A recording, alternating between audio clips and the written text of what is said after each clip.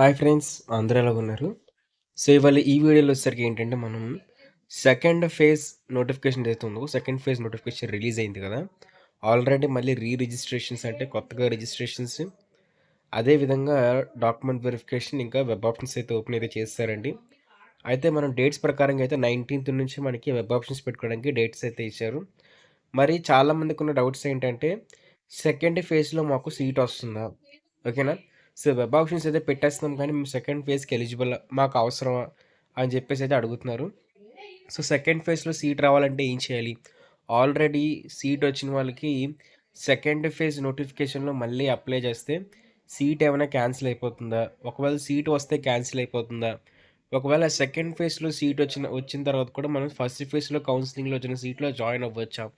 ఇలాంటి డౌట్స్ అయితే ఉన్నాయండి. సో, అవన్నీ క్లారిఫై అయితే చేస్తాను. సో, స్టెప్ బై స్టెప్ అయితే క్లారిఫై చేస్తాను. సో, ముందుగా ఈ యొక్క సెకండ్ ఫేజ్ నోటిఫికేషన్‌కి ఎవరు ఎలిజిబుల్? అలాగే ఎవరు ఎలిజిబుల్ కాదని చెప్పేసి ఒక చిన్న ఇంట్రో అయితే మీకు చూపిస్తాను. ఒక చిన్న క్లారిటీ అయితే ఇస్తానండి. మరి ఇది ఫార్మసీ కౌన్సిలింగ్‌కి సంబంధించి సెకండ్ ఫేజ్ నోటిఫికేషన్ అనమాట. మొత్తం కంప్లీట్ డేట్స్ అయితే మీకు ప్రొవైడ్ చేశారండి.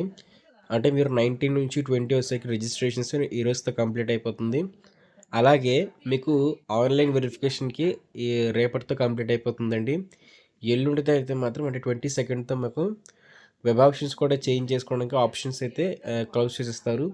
అలాగే సీట్ అలాట్మెంట్ 24థ్, సెల్ఫ్ రిపోర్టింగ్ వచ్చేసరికి మీకు 24థ్ నుంచి 26థ్ అనమాట. టైం అయితే ఇచ్చారనమాట. 24 నుంచి 26 మధ్యలో కాలేజెస్కి వెళ్ళి సెల్ఫ్ రిపోర్టింగ్ అయితే చేయొచ్చు. మరి సెకండ్ ఫేజ్‌కి ఎవరు ఎలిజిబుల్? ఎవరికి సీట్ వస్తుందని చెప్పేసి చిన్న క్లారిటీ అయితే ఇస్తానండి. సో, ఇక్కడ చూస్తారు కదా! ముందుగా సెకండ్ ఫేజ్‌కి వీళ్ళంతా కూడా ఎలిజిబుల్ అయిపోతే అయిపోతారండి. సో, ఎవరెవరు అనుకున్నట్లయితే ముందుగా ఫస్ట్ ఆప్షన్‌లో ఇచ్చినట్టుగా సో, అది చూపిస్తాను. సో, ముందుగా ఇక్కడ ఫస్ట్ ఆప్షన్‌లో ఇచ్చారు కదా! Who have secured seat but not shown interest in join in allotted seats అని చెప్పి అయితే ఇచ్చారు. జూమ్ చేసి చూపిస్తున్నాను. అంటే సీట్ అయితే వచ్చింది కానీ జాయిన్ అయితే అవ్వలేదు. ఇంట్రెస్ట్ చూపించలేదనమాట జాయిన్ అవ్వడానికి. వాళ్ళు సెకండ్ ఫేజ్ నోటిఫికేషన్‌కి అప్లై అయితే చేసుకోవచ్చు.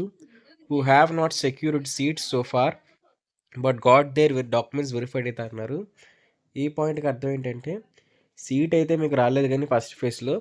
బట్ మీరు సెకండ్ ఫేజ్‌లో అప్లై చేసుకోవాలంటే అంటే ఎవరైతే సర్టిఫికేట్ వెరిఫికేషన్ కంప్లీట్ చేసుకున్నారో డాక్యుమెంట్ వెరిఫికేషను, వాళ్ళకి డాక్యుమెంట్ వెరిఫికేషన్ చేసుకొని సీట్ గాని రాకపోయినట్లయితే, మీరు కూడా సెకండ్ ఫేజ్‌కి ఎలిజిబుల్ అయితే అయిపోతారండి. అలాగే యూ హ్యావ్ నాట్ ఎక్సైజ్ the options so far but got certificates verified. అంటే సెకండ్ ఆప్షన్‌లో ఏంటంటే మీరు వెబ్ ఆప్షన్స్ పెట్టినా సరే మీకు సీట్ రాకపోతే అలా చేయాలి. ఒకవేళ అసలు మీరు కంప్లీట్‌గా వెబ్ ఆప్షన్స్ పెట్టినా పెట్టకపోయినా సరే మీరు కూడా మళ్ళీ ఈ ఫస్ట్ నుంచి వెబ్ ఆప్షన్స్ అయితే పెట్టుకోవచ్చు. అయితే గుర్తుపెట్టుకోండి. మీరు ఫస్ట్ ఫేజ్‌లో పెట్టిన వెబ్ ఆప్షన్స్ అనేవి సేవ్ అయితే అయ్యుండవు. మీరు ఫ్రెష్‌గా ఇప్పుడు వెబ్ ఆప్షన్స్ అయితే ఇవ్వాల్సిన అవసరం అయితే ఉంటుంది. We have secured seats reported and aspiring for better options. ఇక్కడ బెటర్ ఆప్షన్స్ అయితే అన్నారండి. సో, బెటర్ ఆప్షన్స్ అన్నట్లయితే మీకు ఆల్రెడీ సీట్ వచ్చింది. బట్ అది గుడ్ కాలేజ్‌లో అయితే రాలేదు. మరి ఆ గుడ్ కాలేజ్‌లో రాకపోవడం వల్ల ఏంటంటే, మీరు మళ్ళీ ఇంతకన్నా మంచి కాలేజ్‌లో పెట్టుకోవడానికి ఆలోచిస్తున్నప్పుడు మీరు కూడా పెట్టుకోవచ్చండి. సో, మీరు కూడా అంతకన్నా మంచి కాలేజ్ కోసం ట్రై చేయొచ్చనమాట. సరేనా? అలాగే we have not reported but cancel their allotment. అంటే మీరు రిపోర్టింగ్‌కి అయితే వెళ్లారు.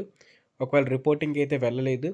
బట్ మీరేంటంటే ఆ కాలేజ్ మీకు నచ్చక, ఆ కాలేజ్‌లో ఉన్న ఫెసిలిటీస్ మీకు నచ్చక సీట్‌ని క్యాన్సిల్ చేయమని చెప్పేస్తారు కదా! మొఖం మీద. సో, వాళ్ళు కూడా అప్లై చేసుకోవచ్చనమాట సెకండ్ ఫేజ్‌కి. మీరు రిపోర్టింగ్ చేయకపోయినా ప్రాబ్లమ్ అయితే ఉండదు. మీరు ఫస్ట్ ఫేజ్‌లో సీట్‌ని క్యాన్సిల్ చేసుకున్నా సరే మీకు ఆటోమేటిక్‌గా అయితే వస్తుందండి. సెకండ్ ఫేజ్‌లో మీరు సీట్ అలాట్‌మెంట్ పెట్టుకుంటే సెకండ్ ఫేజ్‌లో కూడా మీకు మళ్ళీ ఇంకో మంచి కాలేజ్ అయితే వస్తుంది. Who have attended for certificate verification as per schedule. అంటే మీరు ఇక్కడ పై వాటిట్లో ఏం చెప్పినా, ఏం చేయకపోయినా సరే, మీరు గాని ఒకవేళ సర్టిఫికేట్ వెరిఫికేషన్ కంప్లీట్ చేసుకుంటే చాలు. ఫస్ట్ ఫేజ్‌లో గానివ్వండి, సెకండ్ ఫేజ్‌లో గానివ్వండి, మీరు సర్టిఫికేట్ వెరిఫికేషన్ కంప్లీట్ చేసుకుంటే చాలు. మీరు డైరెక్ట్‌గా వెబ్ ఆప్షన్స్ అయితే పెట్టొచ్చు. అయితే ఇందులో సీట్స్ ఎవరికొస్తాయి? సరేనా? సో, ఇందులో సీట్స్ వచ్చేసరికి ఎవరికొస్తాయి అనుకున్నట్లయితే ఎవరు పెడితే అందరికి వస్తాయండి. బట్ గుర్తుపెట్టుకోవాల్సిన పాయింట్ ఏంటంటే, మనకి ఈ కట్ ఆఫ్ అనేది మాక్సిమం దగ్గరగా కట్ ఆఫ్ అయితే ఉంటుంది. బట్ వీళ్ళు ఫస్ట్ ఫేజ్‌లోని ఓకేనా? సో, ఫస్ట్ ఫేజ్‌లో సీట్ రాలేదు కదా! అని చెప్పేసి సెకండ్ ఫేజ్‌లో ఉన్న వాళ్ళకే ఇవ్వాలని చెప్పి ట్రై అయితే చేయరు. సెకండ్ ఫేజ్ అయినా, ఫస్ట్ ఫేజ్ అయినా సరే కన్వీనర్‌కి ఎప్పుడు కూడా ఒక ఆల్గోరిథం ప్రకారంగా మీ యొక్క క్యాస్ట్, మీ యొక్క రీజియన్‌ని బట్టి మీరు ఎంచుకున్న ఆప్షన్స్‌ని బట్టి ఆటోమేటిక్‌గా అయితే వచ్చేస్తుంది. అందుకని ఎవరైతే బెటర్ ఆప్షన్స్ కోసం ట్రై చేస్తున్నారు. అంటే ఫస్ట్ ఫేజ్‌లో వచ్చిన కాలేజ్ కన్నా కూడా బెటర్ ఆప్షన్ కోసం ట్రై చేస్తున్నారు. మీరు ప్రస్తుతం చదువుతున్న కాలేజ్ కన్నా సరే మంచి కాలేజ్ పెట్టడానికి ట్రై చేయండి. అలాగే ఎవరైతే సీట్ కోసం ట్రై చేస్తున్నారో, సీట్ కోసం ట్రై చేస్తున్న వాళ్ళందరూ కూడా నంబర్ ఆఫ్ అంటే multiple college like 30 colleges, 40 colleges అలాగే 50 కాలేజెస్ ఈ రేంజ్‌లో అయితే పెట్టడానికి ట్రై చేయండి. మీకు 100+ కాలేజెస్ అయితే ఫార్మసీ, ఫార్మా డీకి కోర్సులకు సంబంధించి అయితే ఉన్నాయి. అలాగే ఏ కాలేజీలో ఎన్ని సీట్లు ఉన్నాయని చెప్పేసి కూడా ఒక వీడియో చెప్పాను. ఎలా చెక్ చేసుకోవాలని చెప్పేసి. మీరు ఇండివిజువల్‌గా సెకండ్ ఫేజ్ సంబంధించి కాలేజ్ వైస్‌గా ఎన్ని సీట్లు లెఫ్ట్ ఉన్నాయని చెప్పేసి ఒక పీడిఎఫ్ రూపంలో ప్రిపేర్ చేయడానికి ట్రై చేస్తున్నాం. ఆ పీడిఎఫ్ వచ్చినా సరే ప్రిపరేషన్ కంప్లీట్ చేసినా సరే మీకు ఖచ్చితంగా వీడియో చేసి అప్లోడ్ చేయడం జరుగుతుంది. డిస్క్రిప్షన్‌లో అయితే ఆ వీడియో కింద, ఈ వీడియో కింద లింక్ అయితే ప్రొవైడ్ చేస్తామండి. అంటే ఏ కాలేజ్‌లో ఎన్ని సీట్స్ ఉన్నాయని చెప్పేసి. అలాగే వెబ్ ఆప్షన్స్ సంబంధించి కూడా ఒక కంప్లీట్ గైడెన్స్ వీడియో అయితే మీకు నెక్స్ట్ వీడియోస్‌లో అయితే రాబోతుంది. ఆ వీడియో చూడండి. ఖచ్చితంగా మీరు వెబ్ ఆప్షన్స్ పెడుతున్నప్పుడు ఆ వీడియోని అయితే చూడాలి. ఎందుకంటే వెబ్ ఆప్షన్స్ పెడుతున్నప్పుడు చాలా జాగ్రత్తగా అయితే ఉండాలండి. అలాగే అగ్రికల్చర్ కానివ్వండి, అలాగే గవర్నమెంట్ సీట్స్ కానివ్వండి, అలాగే ఎన్‌సీసీ తరపు నుంచి కానివ్వండి, మీకైతే సీట్స్ అయితే చాలా అయితే ఉన్నాయి. మీకు ఖచ్చితంగా సెకండ్ ఫేజ్‌లో మీరు సరిగ్గా వెబ్ ఆప్షన్స్ పెట్టినట్లయితే వస్తుంది. అలాగే ఫార్మసీలో కూడా 2,000 వరకు కూడా సీట్స్ అయితే ఫిల్ అయితే అవ్వలేదండి. సెల్ఫ్ రిపోర్టింగ్ అప్పుడు కూడానా అప్రాక్సిమేట్‌గా 1000 అయితే మాత్రం స్టూడెంట్స్ ఇంట్రెస్ట్ అయితే చూపించలేదు. అలా మీకు 3000 వరకు కూడా సీట్స్ అయితే ఫార్మసీ వాళ్ళకైతే ఉన్నాయి. బట్ ఫార్మా డీకి ఏంటంటే ఆల్రెడీ సీట్స్ మొత్తం ఫిల్ అయిపోయాయి. ఫార్మా డీ అనేది హెవీ కాంపిటీషన్ ఉండడం వల్ల సీట్స్ అయితే ఫిల్ అయిపోయాయి. ఈ విధంగా ప్రతి ఒక్కరు కూడా సెకండ్ ఫేజ్‌లో అలర్ట్ సెకండ్ ఫేజ్‌లో సీట్ అనేది ప్రతి ఒక్కరికి వస్తుందండి. మాక్సిమం ఏంటంటే ఎక్కువ కాలేజెస్ గాని పెట్టినట్లయితే ఫస్ట్ ఫేజ్‌లో సీట్ రాని వాళ్ళకి కూడా సీట్ అయితే వస్తుంది. అలాగే బెస్ట్ కాలేజెస్ పెట్టినప్పుడు చాలా ఛాన్సెస్ వరకు మీకు బెస్ట్ కాలేజెస్ కూడా సీట్స్ అయితే వస్తాయి. ఎందుకన్నట్లయితే ఆ బెస్ట్ కాలేజెస్‌లో కూడా ఎవరో ఒకరు షిఫ్ట్ అవుతూ ఉంటారు కదా! అప్పుడు ఆ సీట్ కూడా మీకు ఇచ్చే ఛాన్స్ అయితే ఉంటుంది. అలాగే వెబ్ ఆప్షన్స్‌లో మీకేమైనా డౌట్స్ ఉన్నట్లయితే ఖచ్చితంగా కామెంట్ చేయండి. మీ అందరికీ రిప్లైస్ అయితే ఇవ్వడం జరుగుతుంది.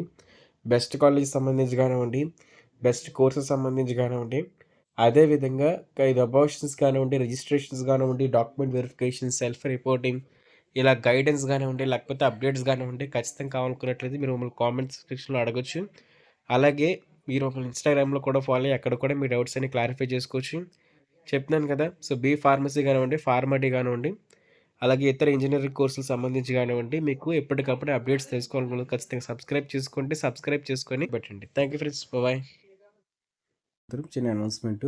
ఈ వీడియోని స్పాన్సర్ చేస్తున్న వాళ్ళు వచ్చేసరికి శాస్త్ర ఎడ్యుకేషన్ ఇన్‌స్టిట్యూషన్స్ వాళ్ళు. వీళ్ళ దగ్గరికి వచ్చేసరికి మొత్తం టోటల్‌గా 5 కాలేజెస్ శాస్త్ర ఫార్మాస్యూటికల్ ఎడ్యుకేషన్ అండ్ రీసెర్చ్, శాస్త్ర ఫార్మాస్యూటికల్ సైన్సెస్ ఫర్ వుమెన్, శాస్త్ర college of pharmaceutical education and research centre. దీంతో పాటుగా శాస్త్ర ఫిజియోథెరపీ కాలేజ్ అయితే శాస్త్ర నర్సింగ్ ఎడ్యుకేషన్ ఇన్స్టిట్యూషన్స్ కింద అయితే వస్తాయి. వీటిలో వచ్చేసరికి B pharmacy, pharma D, pharma, diploma, physiotherapy, BSc nursing ఈ కోర్సులకు సంబంధించి ఈ సీట్స్ అనేవి అవైలబుల్గా ఉన్నాయి. మీలో ఎవరైనా సరే ఖచ్చితంగా కూడా మీ వెబ్ ఆప్షన్స్లో కానీ అడ్మిషన్ ప్రాసెస్లో కూడా ఈ కాలేజ్ని పెట్టడానికి ట్రై అయితే చేయండి. బెస్ట్ క్యాంపస్ ప్లేస్మెంట్స్, దాంతో హాస్టల్ ఫెసిలిటీ, ఇంకా క్వాలిటీ ఆఫ్ ఎడ్యుకేషన్లోని వీళ్ళు చాలా ప్రామిసింగ్ అయితే ఉంటారు.